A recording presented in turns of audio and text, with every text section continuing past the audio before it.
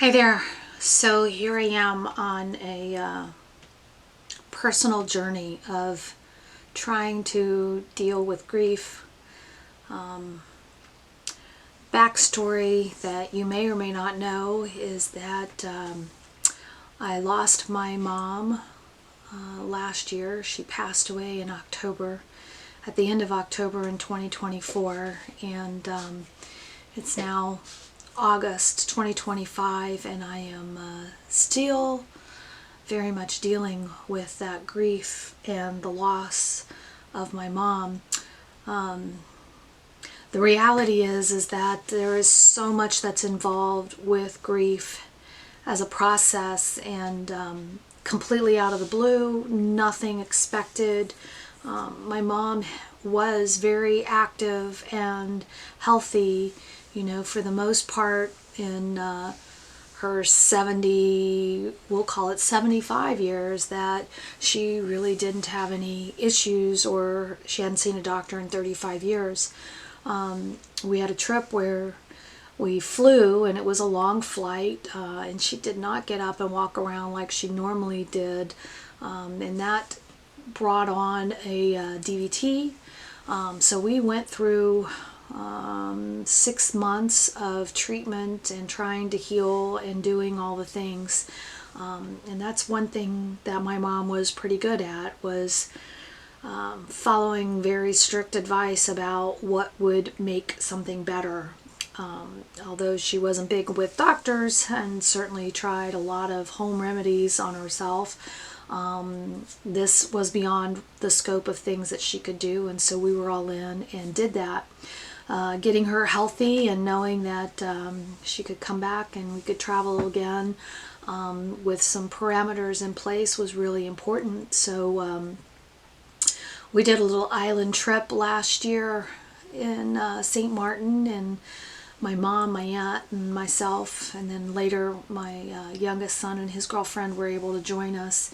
And we were having a good time, but I noticed some things with mom wasn't quite what I was expecting or thinking, and she was pretty not open about it, not honest in some respects, and then other ways, she talked about it, but she just kind of dismissed things, and I was not open to the signs or realizing maybe a little bit more of what was really going on. And so that trip ended up with some health failures and some things that I thought, what's going on? What's not right? A lot of sleeping that was unusual for her, given especially where we were, and just a real tiredness about her.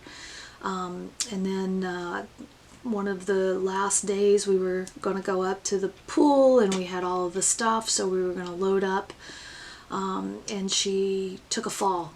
And unfortunately, it was a very serious fall. I couldn't stop her, tried. She was pretty banged up, refused to go see a doctor or get cared for or anything like that. And, the concern was obviously we were going to be flying back in a day, and that meant I knew that the soreness may be manageable now, but certainly was going to kick in.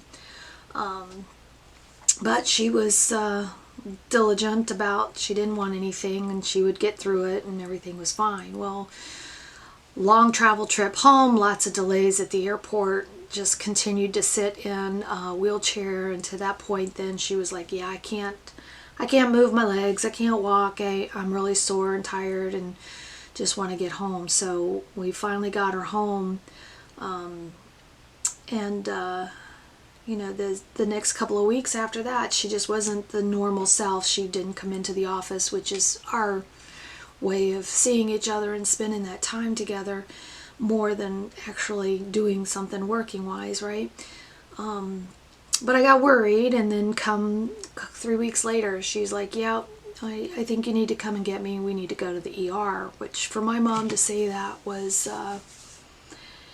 I knew it was serious, and I was not prepared for what we would find out in the emergency room. They were very concerned. The ER doctor informed me, you need to call everybody together, in my opinion, and I'm not giving you a diagnosis, but this is serious. This is probably life-changing at this point and life-ending for her. So I don't see that she has a lot of time. And I took those words really with a grain of salt, and like, you don't know my mom, and we've pulled through other things, and I just tried to rationalize maybe what I was hearing, even though I wasn't really getting a formal diagnosis. And that started our journey then through the hospital and the visitations and all of the things that were needed. And when she wasn't in the hospital, I had her stay with me so that we could take care of her. And that journey and that story, I have shared and gone through that process. But here I am now at the point where you start counting down. Well, it's been a month since her passing. It's been 3 months. It's been her birthday. It's the holidays. It's Mother's Day. And it's all the things that, each now you realize is very still much a loss. And through it all, I've tried to continue work and focus on what I need to. And, I have talked with my doctor and said, yeah, I probably am not probably even saying that correctly, but I'm not processing this the way I feel that I need to. I probably really could use some therapy. Well, I didn't realize therapists were in such high demand that they have long wait lists. And, I've got insurance. It's not great, but I do. And trying to get anybody to respond or get an appointment has been next to impossible, which has left me kind of floundering and going through things and trying to figure it out on my own, which probably haven't done a really good job with, because I still know that I'm marking those days and doing the things. Well, it's kind of crazy because I'm just now at that 1 year since we got the really horrifying news that she was going to be at this stage of dealing with a form of cancer. And it's not even been a year since she's passed. And I, of course, just lost my father, my dad, who was, very instrumental in raising me and helping me to deal with things, who also was a part of my childhood drama issues and everything. So it goes full circle. But you never want to learn of somebody's passing. In his case, we had heard a year ago, well over a year before it actually happened, that he had stage 4 kidney failure. My mom really wanted to go and see him and just kind of have this closure to both of us in that part of our life. And he wasn't open to it, and was refusing medical, really not doing anything, trying to deal with it on his own. So in my mind, I kind of prepared for his passing when all of this happened with my mom and took full center stage, and then obviously lost her. But my dad just passed end of May, so 7 months after my mom, my dad passed. And even though we hadn't been in communication, his choice, not mine, but his choice because of religious reasons, there's still a process of grief that you go through for that. And yes, I did try, and I was denied, and it still doesn't ease that loss in any way. And then you just kind of, okay, pick it up and, pull up your big girl pants and forge on, and you're still dealing with the loss of mom. Now you throw in the loss of dad. And got this vacation. I'm going back to St. Martin, determined that I'm going to fulfill my mom's wishes as far as bringing her along with me and giving her some relief into whatever bodies of ocean that I happen to enjoy. And so that trip happened in July. And so 6 weeks after my dad's passing, I'm now still doing this for my mom, and it's like, oh my gosh, you just want to be able to, I want to be able to put the grief what section it needs to be, so you can deal with it, process, go on. Deal with it, process, go on. And it just doesn't work that way. So as much as I love my island of St. Martin, and it's beautiful and it's calming and it rejuvenates me, it allows me to relax, and knowing that I still have all of this going on, I'm still looking for that magic answer, and well, it just doesn't happen that way. So I did what I needed to do for my mom, and we're at the airport, we're ready to come home, and I get a call from my cousin that my aunt had taken a fall. Now, of course, I'm thinking she's fallen down the stairs, and you know, this is not good.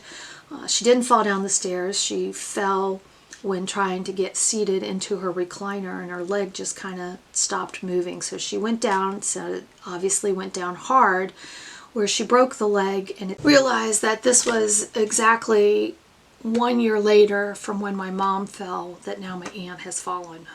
And that starts this whole thing in my head as to hearing my mom and her saying, damn it, Janice, why you got to do it on the same time frame as what I did. And you know, there's sister rivalry as much as it was fierce at sometimes, entertaining at others. It was always a little bit of a battle between the two of them, and so I do hear that in my head, which is you know, a whole nother part of this, is that now I get home and see my aunt and realize that she has had health issues and had a lot of things going on, but she's older than my mom, and so you know, my mom passed, she was 77.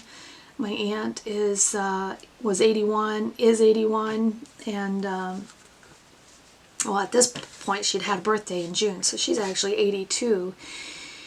And it's not easy. It's not easy to see someone who's so strong and so determined and so really independent, even though that had certainly started waning.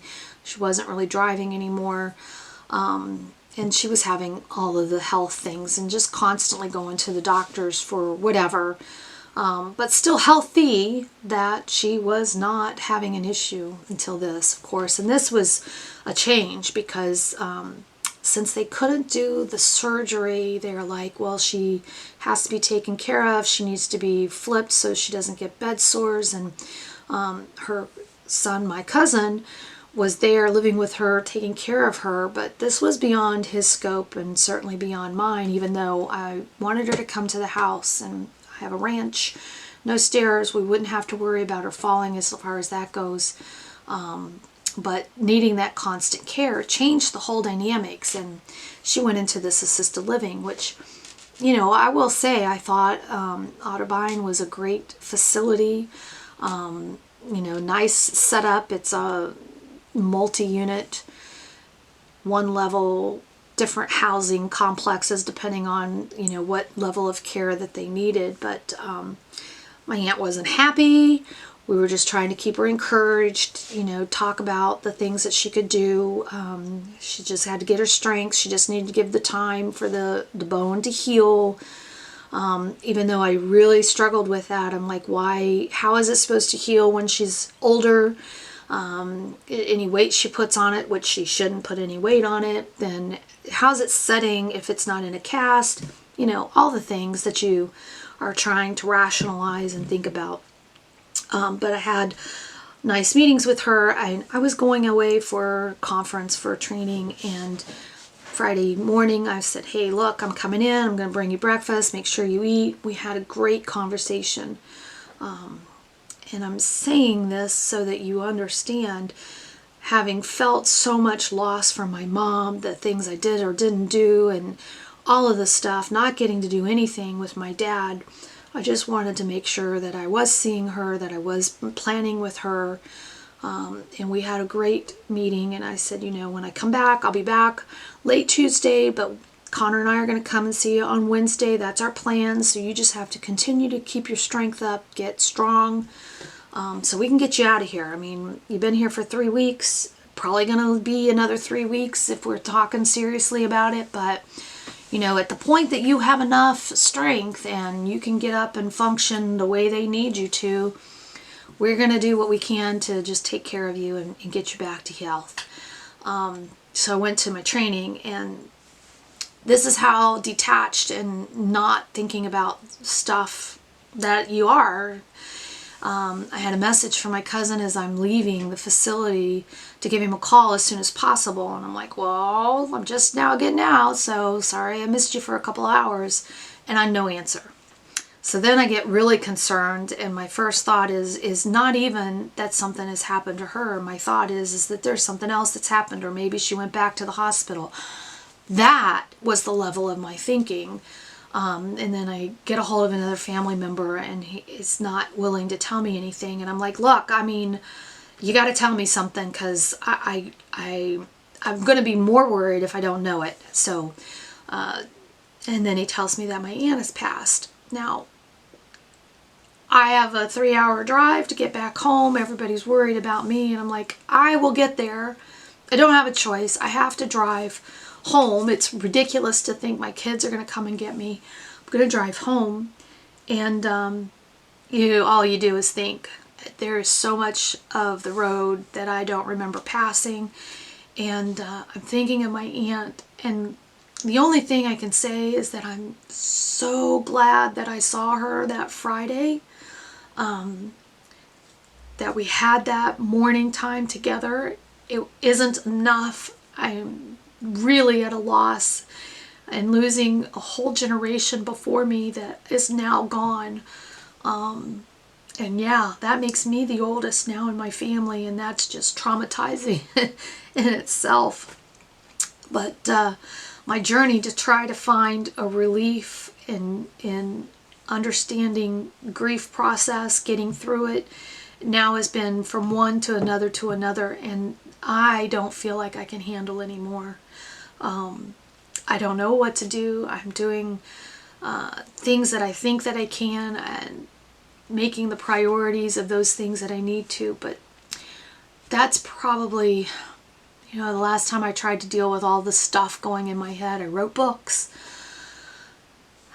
And I don't know that I have writing in my book right now a thing, but this, maybe in talking about it and in sharing that story, and this was background, my hope is to be able to actually work through the process and talk about what it is and how it comes together, or find my way through. Maybe you all as a community can help with things that have helped you, or maybe you're going through it and it can be a shared experience.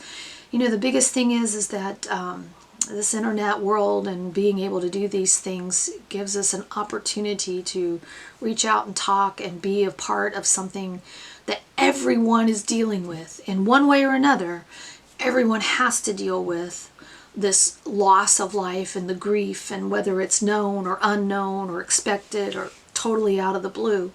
I don't know how all of the dynamics change, but as a resource just for humanity, that we can be there for each other. The human compassion is something that can be healing, and I'm not trying to do anything to be pretty about it or the professional expert in the room or anything like that. This is me, all natural. The tears will come, the pain is there, and the search is something that I have to do. I have to seek a way to deal with this and find my way, because I do have my sons, and I want to be here for them and to see what else is left in this journey of my life. But how I get through it really is probably really dependent on how I process all of this, because it's not even been a year, and it's not going to get any easier as new things come up and you deal with it. So I'm looking for that way. Tips, tricks, or any insights that you have, please share. be compassionate, be kind. This is something I want to be a positive experience for anybody who wants to be a part of it.